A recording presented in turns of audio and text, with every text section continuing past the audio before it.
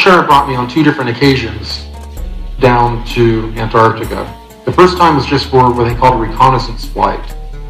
They wanted to get this information to the SSP Alliance and a few other people, and so they pretty much just brought me along for the ride. This is the vessel we were on. Gonzalez called it a bus, because I guess when you walk in, it's seated very similar to a bus, and it looks kind of like a bus, so he was calling it the ANSHARS bus.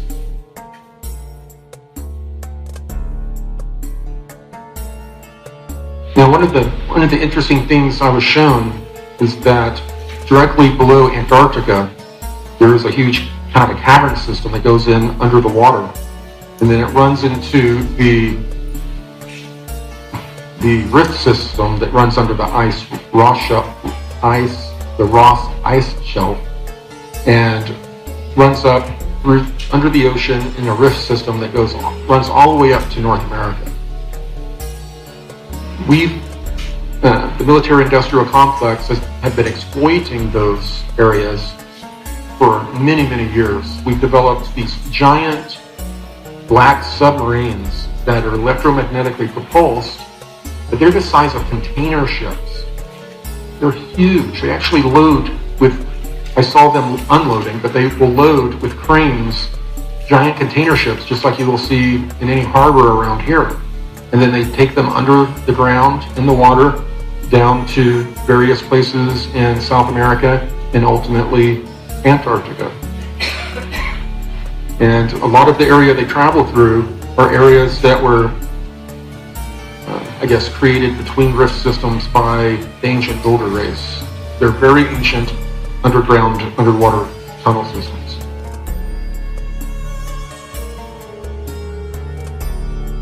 As we were flown in, once I really realized that there was an industrial area under the ice, I learned that they told me not to get lost in the telemetry or the information, because the craft we were on was very intuitive. If I would wonder about something, all of a sudden all this data would come up about it. And the experience was happening so quickly, if I would look at the data, I would miss a whole lot of other. So she was telling me the data is being captured, it will be sent to the proper people. Just focus on looking out the window, basically. It wasn't a window, but... And one of the things we saw was a giant, in the middle of this sprawling industrial area, obviously built by humans. They had a huge power plant that was, it created power from geothermal. It went into the ground, and the geothermal heat allowed them to create steam, which worked a lot like like nuclear power here that we use. There were large buildings and structures. Like I said, mostly what was above ground there looked like a military type base and industrial, like they were building something and excavating something. I wasn't quite sure. A lot of the steam plumes were coming up from pools of water. The water was so hot that it was steaming that was coming out. And come to find out, that's what's creating a lot of these ice caverns, is the geothermal heat coming up. And it's increasing. The geothermal heat is getting more and more active down there. It's raising the entire temperature of the ice shelf by like 1 degree every couple years, which is enough to cause a massive melt at some time in the future if it keeps occurring at that rate. The excavation that we're doing underneath the ice is further destabilizing the ice. And it's a problem right now. It could cause some serious issues if a giant shell broke off and fell in the water. It could cause tsunamis.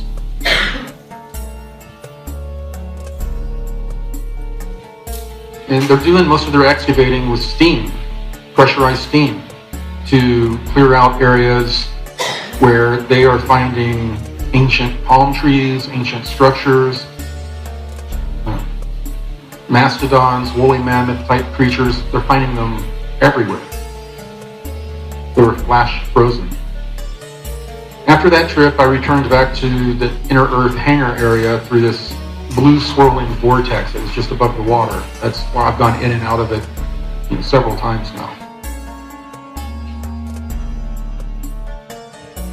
One of the groups that I didn't know about until Ari told me about them was a group called the Banished. This is a group that is made up of people that have been kicked out of inner Earth societies over millennia because they didn't want to live by the rules. A lot of them, it turns out, just fell in love with surface humanity. No matter, even though we're going through these wild, crazy times and we're mostly misbehaving, something about us enamored them. And they came out and wanted to live amongst us and help us grow. But at the same time, they have service to self type agendas as well. So they're not seen as positive, more neutral.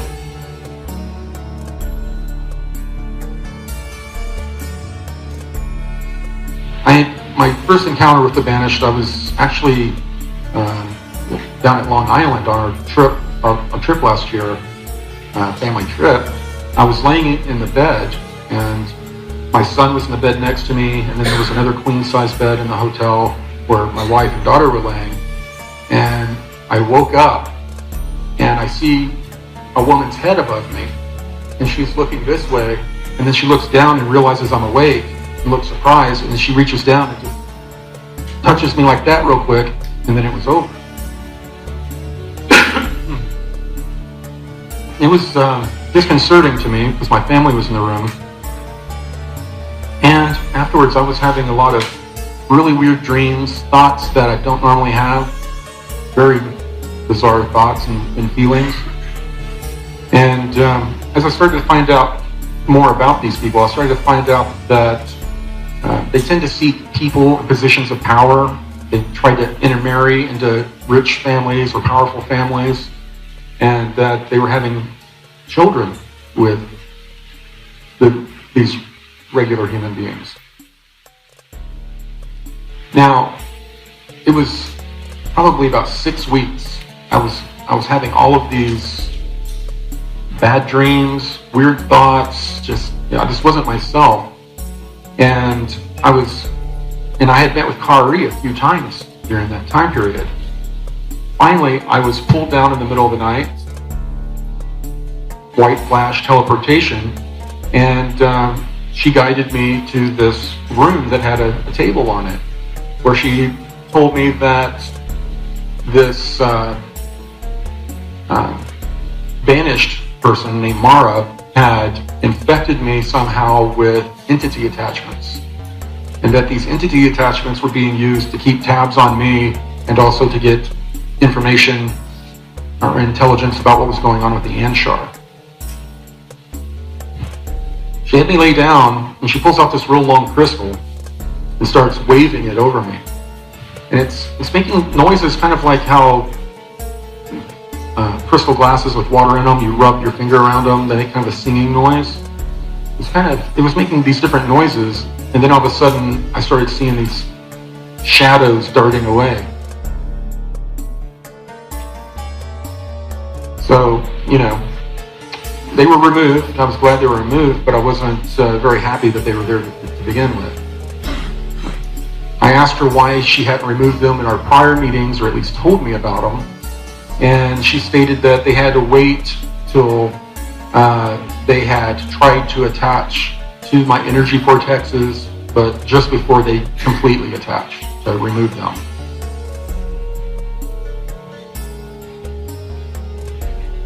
The most recent trip, I was taken down where Gonzalez was already waiting for me, and we were brought down to this different hangar. And this is the time when we got in one of these egg-shaped craft, and they just started flying us through the walls and over the city. I got to see that scene that you saw flying over the city and before we flew through another wall.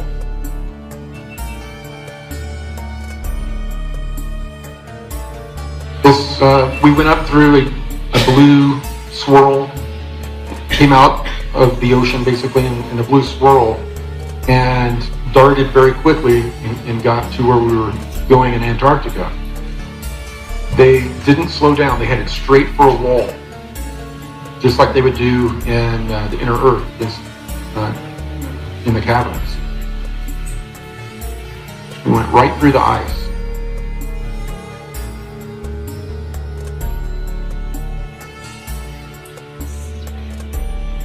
We ended up in a very similar area I'd been to before, a big giant cavern of ice, where about a football field or two away were a bunch of people steaming the ground, digging, and they didn't notice us. I don't know if we were cloaked or not.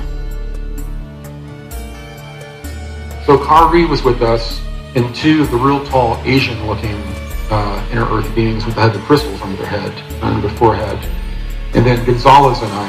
And they had us put on these real fine mesh, almost like chain of mail suits. We would put them on, put the boots on, and they would just come together, just mesh together like one piece. And then they had us put on this thing that you put your head in through the front. And it was kind of like a fencing mask. And it sealed up behind us, and then a screen lit up, and you could see everything going on around you. It was really amazing. We could see all these bodies that were lined up pretty close to the snowbank that were of all different types. There were some of these, what I've described as the pre-Adamite types, with the large skull, 12 or 14 foot tall.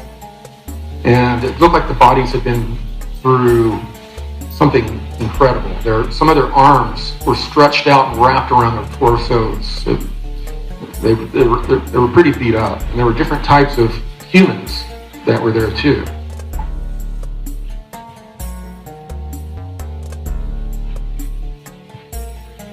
Gonzalez had with him a special core sample kind of tool that we were using to push into these frozen dead bodies to get genetic samples. He was also taking some sort of images as he was taking the sample.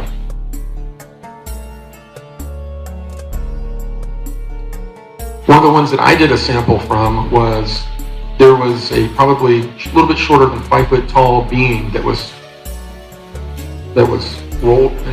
curled up, much like this. And they had a tail that was sticking out, kind of out and frozen. I could see the folds where the tail connects to the back. There were these weird, like, kind of folds of skin. And I had to stick the probe in there and get a genetic sample out for them. But was one of the interesting things is that people in those programs, they were calling this a Pompeii on ice because of the way these bodies were discovered. They were discovered in a very eerie, similar way to Pompeii.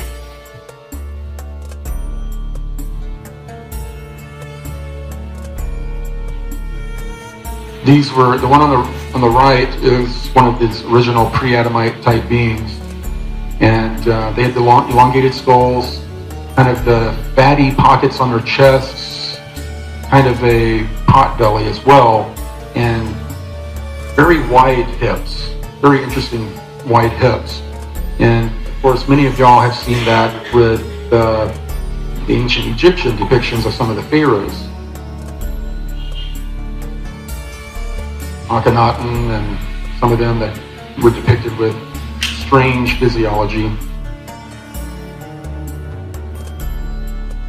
And some of these elongated skull beings that ended up ruling Egypt and other places were survivors or remnants after the last cataclysm that happened. These, I guess, lack of a better word, these Atlanteans were stranded in little enclaves all over the planet. They no longer had access to their technologies, or most of their technologies, or each other. They were separated and really didn't begin to talk with each other again. The group, there was two different groups. One group was Europe, Africa area, and another group was here in the Americas. And until after the time of Columbus, they were not able to really interact with each other. And there seems that there is a long-standing competition or feud between the two groups, as it is. These images really show, I guess, the strange bodies that they have, the pockets of fat on the belly, and the real wide hips and narrow waist. It's striking. Back to the original, the bodies we were looking at. We were then shown that there was a little bit of stonework sticking out of the snowbank we were next to. So, without missing a stride, Kari and the two other Inner Earth people just walked through it as if it wasn't there. And Gonzalez looked at me, I looked at him, and we followed them. And when we got inside, the room was lit, and it was a library. There were all different types of scrolls around, very large, looked like someone with large hands, a large being, was using it. And on the wall there was a bowl, and there was a little bit different than this image that was depicted. There was 3 rings with a arrow stuck in the middle of it, almost like a target.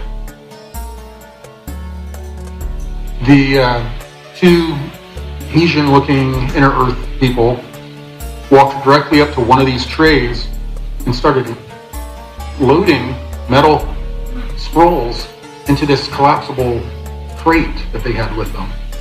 And it was crinkling. It sounded a little bit like tin, but I was able to see one of them that had flopped open a little bit, and it looked like laser-etched symbols, all in it, laser-etched symbols. And to this day, I still don't know what type of intel or information it was, but obviously they wanted to remove it before that area was excavated.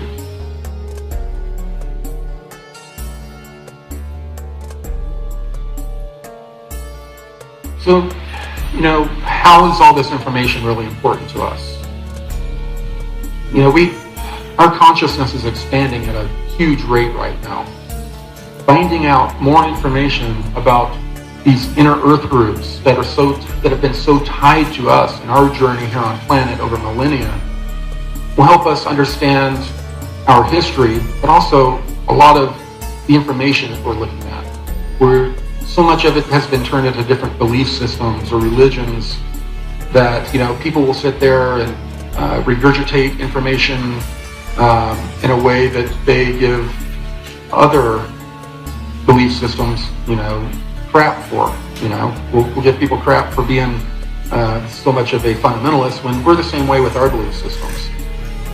What will help is if we start to open our minds a little bit to other information and realize that, if we can look at this information with different eyes, we may get even more useful information out of it.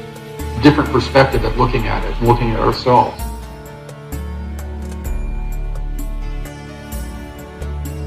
Of course, I have to talk about the graphic novel. Interestingly enough, when I was conversing with Tier Air, stated that all this is really great work.